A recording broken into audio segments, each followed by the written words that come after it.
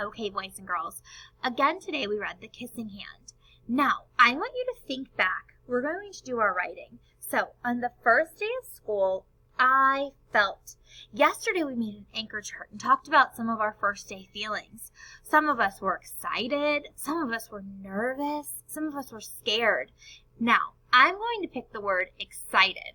So, on the first day of school, I felt excited. So, I'm going to use our anchor chart and copy the word excited. On the first day of school, I felt excited. I'm going to remember to put a period at the end of my sentence. Now, friends, I chose to use the word excited. You can use a different word from our anchor chart. Then, when you're all done with your writing, we're going to take out our glue stick. And remember, you don't need to put it up too high. And then on the back, we're going to do just a dot, not a lot.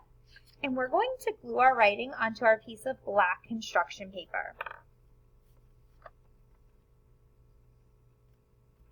And then we can also glue our Chester onto the black construction paper. So again, just a dot, not a lot.